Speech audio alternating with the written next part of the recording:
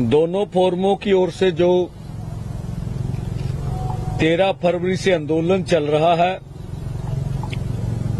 लगभग 302 दिन आज उन्हें हो गए हैं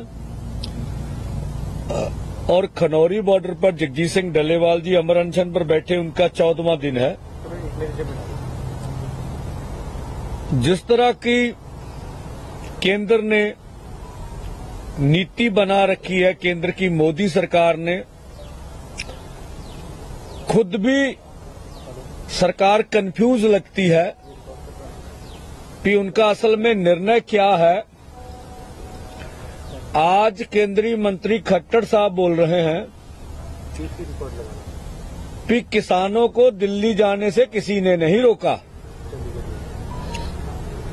और दूसरा उनका शब्द था कि बहुत से और वाहन हैं जिनसे दिल्ली जाया जा सकता है। और उन्होंने सिर्फ आगे तो नहीं, मुझे हमें मालूम चला जिस तरह के प्रश्न वो उठा रहे हैं, उठाने नहीं चाहिए, किस किस्म के प्रश्न नहीं उठाने चाहिए। जबकि ऐसा माना जाता है कि लोकतंत्र में हर को प्रश्न उठाने की जमहूरियत हक होता है। अब खट्टर साहब बोल रहे हैं भी प्रश्न ही मत उठाओ किसी सरकार के ऊपर, सत्ता से सवाल करना ये जमहूरी हक है। तो उनके जो प्रशासनिक अधिकारी बोल रहे हैं, जहां सरकार का स्टैंड है, सैनी साहब ने जो बोला कि आपके पास दिल्ली की परमिशन नहीं है, जो उनके प्रशासन ने बोला कि आप हरियाणा के लॉ ऑर्डर के लिए खतरा है, जो अभी इंटरनेट बंद कर दिए गए, जो खनौरी और डबवाली पर फोर्स लगा दी गई, ये दहशत ज्यादा माहौल बनाने की क्या जरूरत है। तो मैं बोलता भी एक केंद्रीय मंत्री अगर बयान देता है तो भारत सरकार के को अंदर जो पॉलिसी बन रहेगी उस आधार पर देता है। अगर पहले वाला ही हाल है कि रमनीत बिट्टू बोलता है दिल्ली आइए, पैदल आपका स्वागत करेंगे, इधर अनिल विज जी बोले हैं भी अगर इस तरह आओगे तो पुलिस इसी तरह स्वागत करेगी। अब दूसरी कंट्राडिक्शन, तीसरा बयान है खेतीबाड़ी मंत्री हरियाणा का कि पैदल जानों को रोकेंगे नहीं। तो भारत सरकार अपने आप में कंफ्यूज चल रही है, ये देश के हित में नहीं है। जो भाजपा के मंत्रियों के हालात दिख रहे हैं तो वो कहते हैं हमारी मोदी जी की अगुवाई में पूरी दुनिया प्रधानमंत्री को एक अच्छा प्रधानमंत्री मानती है, ऐसा बोला जाता है। वो कहते हैं हम अच्छा प्रशासन दे रहे हैं देश को। भाई आपके 5-7 मंत्रियों के बयान ही नहीं मिलते हैं। भाई घर में को राय मशवरा कर लिया करो, फिर कहाँ जस करना कहीं नो करना है। तो ये किसानों के साथ, किसान खेत मजदूर के साथ जो दुश्मन देश वाला, दुश्मन देश के नागरिक वाला व्यवहार किया जा रहा है कि हम इस देश के नागरिक नहीं हैं, हमें अपनी बात करने का हक नहीं है, हम अपनी देश की राजधानी में नहीं जा सकते। इन प्रश्नों का आज जवाब हम मोदी जी स्वयं हरियाणा में आ रहे हैं, वो दे के जाएं तो बहुत अच्छी बात होगी। और अभी 11 साल हो गए, जिस तरह से जो रिपोर्टें अभी भारत का गरीबी में इंडेक्स कहां पर खड़ा है उसके बारे में बोले, आज डॉलर के मुकाबले रुपया कहां चला गया इसके बारे में बोले, देश में बेरोजगारी कितनी है इसके बारे में बोले। आज भी 27 रुपए के ऊपर एक किसान जो उसकी आमदन उस पर गुजारा कर रहा है, बोलते थे किसान की आमदन दुगनी कर देंगे, वो हुई है कि नहीं हुई है? क्या आज भी प्रधानमंत्री जी यही कहेंगे कि हम हरियाणा में 24 फसलों पे खरीद करेंगे, एक देश के सामने असत्य बोलेंगे? अगर हरियाणा में कर रहे हैं 24 फसलों पे खरीद, तो जिन फसलों की खरीद पहले की है उसका डेटा प्रेस को देना चाहिए कि धान गेहूं के अलावा हमने इन फसलों की खरीद एमएसपी के ऊपर की है। अगर कोई डेटा नहीं है तो केवल ये झूठी बयानबाजी है। और ये इतना बड़ा आंदोलन चल रहा है, किसानों को दिल्ली नहीं जाना दिया जाता, तो उसके बारे में स्वयं प्रधानमंत्री जी बोल के जाएं। जो हवा खड़ा किया गया था कि प्रधानमंत्री जी हरियाणा में आ रहे हैं, इसलिए हरियाणा के बॉर्डर सील कर दिए गए, किसान जो है उस रैली में कोई ना कोई अनुशासन भंग करेंगे। तो भाई हमने तो कल ही कह दिया भी हमारी आज सरकार का संदेश देखेंगे।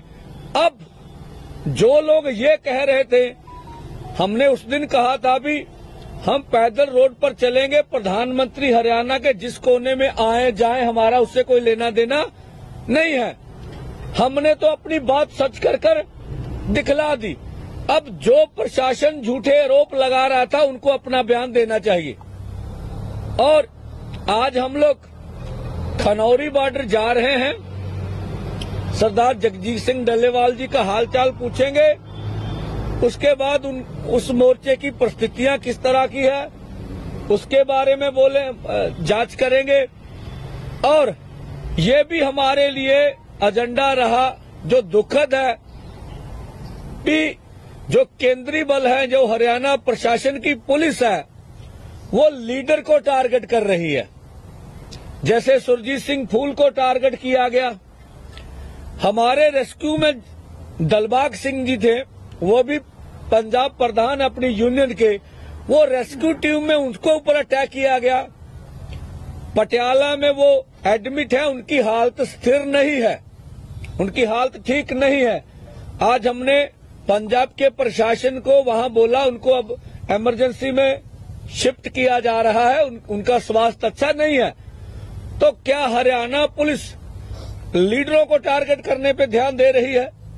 इसके बारे में भी हमने विचार विमर्श किया है। और भी लीडर हमारे जो वैरो नंगल साहब थे, वो भी रेस्क्यू टीम में थे, उनके ऊपर भी अटैक किया, वो बहुत पीछे थे। तो कल हमने देखा प्रेस के ऊपर भी पीछे अटैक किया गया। मैं नाम तो नहीं लूंगा, जो पत्रकार के ऊपर पिछली बार अटैक हुआ था उसी के ऊपर फिर अटैक हुआ है।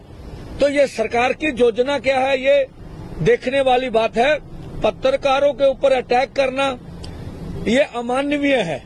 पत्रकार हमारा अकेला पक्ष नहीं दिखा रहे हैं, वो सरकार की बात भी रखते हैं, हमारा पक्ष भी दिखाते हैं। लोग क्या बोल रहे हैं, वो एक निरपेक्ष पत्रकारी करते हैं, उनको हक है अपनी बात कहने का।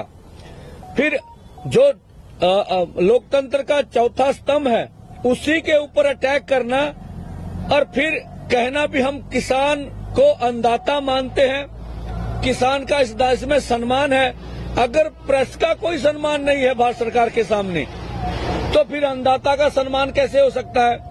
और दूसरा, आज जाते हुए पटियाला में हम लोग अपने साथियों को हॉस्पिटल में भी मिलने जाएंगे। पटियाला में अभी जब पीसी के बाद निकलेंगे, और आज शाम 4:30 बजे खनौरी बॉर्डर के ऊपर, उसके बाद प्रेस कॉन्फ्रेंस हम लोग दोनों फोरमों की ओर से करेंगे। तो जिस तरह से स्थानिक जनता लोग साथ दे रहे हैं, इसका हम धन्यवाद करते हैं। कल भी बहुत से लोग लंगर लेके आए, अनेक प्रकार का, और जो सरकार की जहरीली गैस थी उससे बचने के लिए और भी वो सामान लेके आए, उनका धन्यवाद है। और आज फिर हम लोग, हमारे पंजाब के बहुत बड़े सेलिब्रिटी ने भी 2-3 दिन पहले किसान मजदूर जिंदाबाद किया। हम पंजाब के उस गायक का धन्यवाद करते हैं। जितने भी पंजाब के गायक हैं, सेलिब्रिटीज हैं, किसान मजदूर आंदोलन का जब समर्थन करते हैं, ये अच्छी बात है। और हम सबसे फिर आह्वान करते हैं, पंजाब और देश किसान मजदूर के लिए आप आगे आएं। जो भी आपकी प्रतिक्रिया वो जोर जाहिर करें। सबको मिलकर पंजाब की खेती की, देश की खेती की रक्षा करनी पड़ेगी, ऐसा हमारा मानना। और धार्मिक जितनी भी शख्सियतें हैं, जैसे धार्मिक क्षेत्र के प्रचारक हैं, हमारे रागी है, ढाडी है, कीर्तनीय हैं, सबको हमारा आह्वान है, पहले भी आवाज उठाते रहे, उठा भी रहे,